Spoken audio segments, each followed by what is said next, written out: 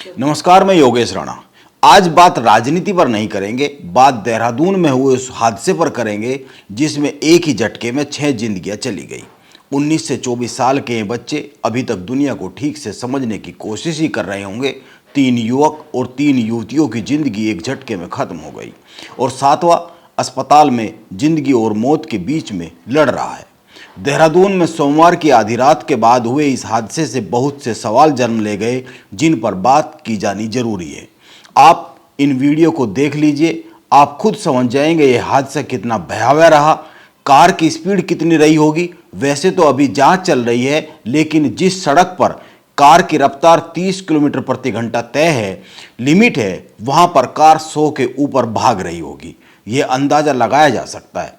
दुर्घटना स्थल पर गए हमारे एक साथी ने दुर्घटनाग्रस्त कार और आसपास की हालत को देखकर बताया कि यह रूह कपा देने वाली घटना है।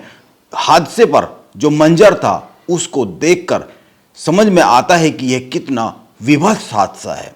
इस हादसे ने बहुत से सवालों को जन्म दिया है। बात को शुरू करने से पहले आप कुछ तथ्य और कुछ तस्वीरों को देखिए जो हादसे के बाद कैमरे में कैद हुई है और जो तथ्य अभी तक आंखों को साफ साफ दिख रहे हैं।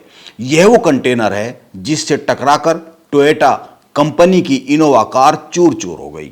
वैसे तो इस हादसे ने कार की सेफ्टी को लेकर भी बहुत सारे सवाल खड़े कर दिए हैं, लेकिन सोमवार की आधी रात के बाद इनोवा कार जिस कंटेनर से टकराई उस पर ना तो आगे और ना ही पीछे नंबर प्लेट मिली। कंटेनर की ड्राइविंग वाली सीट जो होती है, उसके साइड का जो आगे का शीशा होता है वह पूरी तरीके से गायब मिला। आगे के दूसरे शीशे पर इतनी मिट्टी जमा है, शायद ही बाहर से भीतर और भीतर से बाहर कुछ दिखता रहा होगा। इस कंटेनर में ना तो आगे कोई रिफ्लेक्टर लगा है और ना ही पीछे कोई रिफ्लेक्टर लगा है, जो अभी तक की जांच में समझ में आया है।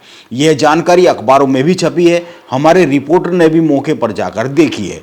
कंटेनर की बॉडी जगह जगह पर गली हुई है, फिटनेस इतनी बुरी है कि क्या ही कहा जाए। यह सड़क पर चलने लायक तो किसी भी सूरत में नहीं कहा जा सकता। बताया तो यह भी जा रहा है यह कंटेनर यहां पर खड़ा था। अब यह खड़ा था या फिर चल रहा था, यह तो पुलिस जांच में पता चल ही जाएगा, लेकिन सवाल यह उठता है कंटेनर सड़क पर था कैसे। अगर यह चल रहा था तो भी और यहां पर खड़ा था तो भी इतनी खराब हालत में। देहरादून के आरटीओ प्रवर्तन शैलेश तिवारी का कहना है, हो सकता है ड्राइवर हादसे के बाद नंबर प्लेट को निकालकर भाग गया हो कंटेनर की। लेकिन मेरे भाई, यह तो जांच का विषय है, वो नंबर प्लेट लेकर भाग गया या फिर नंबर प्लेट पहले से थी ही नहीं। आरटीओ साहब के लिए तो बड़ा सवाल यह है, आखिर यह कंटेनर इस हालत में सड़क पर खड़ा कैसे था, सड़क पर मौजूद कैसे था या चल कैसे रहा था। हो सकता है अपनी रिपोर्ट में आरटीओ साहब इस सवाल का जवाब लिख ही दे, लेकिन आरटीओ साहब के जवाब से 6 जिंदगियां तो चली गई है, वो वापस तो आने से रही।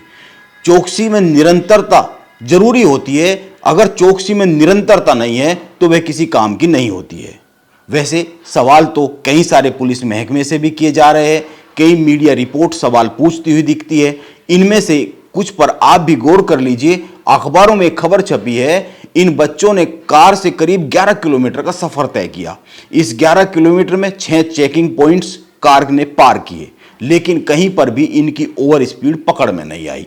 बताया यह जा रहा है ओएनजीसी चौक पर तेज रफ्तार युवकों की इनोवा कंटेनर में पीछे से जा घुसी और इसके विपरीत दिशा में जाकर पेड़ से टकरा गई। कंटेनर से टकराने के बाद इनोवा की छत टूट गई और चालक के बगल में फ्रंट सीट पर बैठे एक युवक और एक युवती का सर धड़ से अलग होकर सड़क पर जा गिरा। आप समझ सकते हैं यह घटना कितनी विभत्स रही होगी, जबकि 4 अन्य की भी मौके पर ही मौत हो गई। 10-11 किलोमीटर के दायरे में किसी भी चेक पोस्ट पर यह इनोवा चेक नहीं हुई। देहरादून एसएसपी अजय सिंह का मीडिया से कहना है, उनका बयान आया है जो मीडिया में, उनका कहना है बच्चों के परिजनों ने पुलिस को जो बताया उसके मुताबिक बच्चे रात में राइड पर निकले थे। इसकी जानकारी उन्हें भी नहीं थी।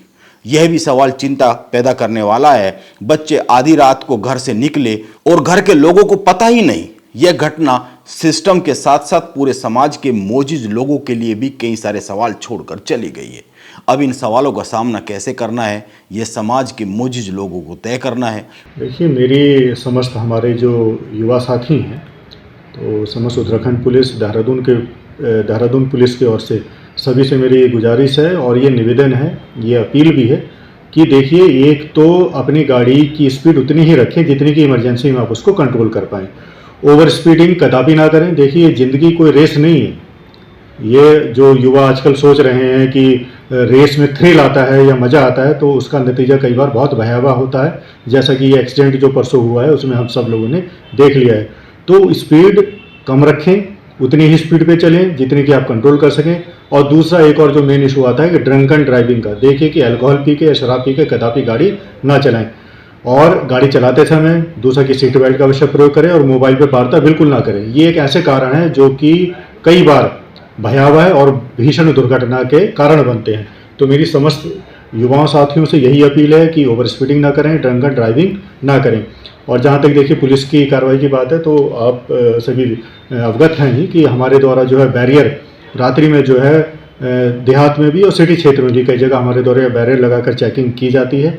तो उसमें और हम लोगों ने सख्ताई के निर्देश जो हैं वो दे दिए गए हैं। और साथ ही साथ एल्कोमीटर भी हमारे द्वारा प्रत्येक बैरियर पर रखे जाएंगे, ताकि जो ड्रंकन ड्राइविंग है उस पर भी अंकुश लग सके। और इसके अलावा जो हमारे हाईवेज़ हैं, तो उस पर भी हमारे द्वारा जो हमारी इंटरसेप्टर हैं जिसमें कि रडार गन या स्पीड गन उसमें फिट है, तो उनके द्वारा भी जो एक अनुमन्य स्पीड है उससे अगर ऊपर कोई गाड़ी चलाता है तो उसके विरुद्ध भी हमारे द्वारा सख्ताई से कार्रवाई की जाएगी। देहरादून में प्रमुख सड़कों पर कार की स्पीड लिमिट 30 किलोमीटर प्रति घंटा है, लेकिन देहरादून में ओवर स्पीड वाहनों को कैसे पकड़ा जाए इसका कोई ठोस सिस्टम दिखता नहीं है। दिन में वाहनों की भीड़ भाड़ रहती है, इसीलिए ओवर स्पीड का सबसे अधिक खतरा तो रात में ही रहता है और हादसे भी रात में ही होते हैं ओवर स्पीडिंग के ज़्यादातर। और फिर जो रोज शहर में रहता है उसको यह भी पता होता है ओवर स्पीडिंग को पकड़ने के लिए कैमरे कहाँ पर लगे हुए, चेक पोस्ट पर वो अपनी स्पीड भी कम कर लेते हैं। इसीलिए निरंतर निगरानी कैसे की जाए, जगह जगह से कैसे देखा जा सकता है, ये एक समझने वाला सवाल है जो बड़ा खड़ा हो गया है इस हादसे के बाद।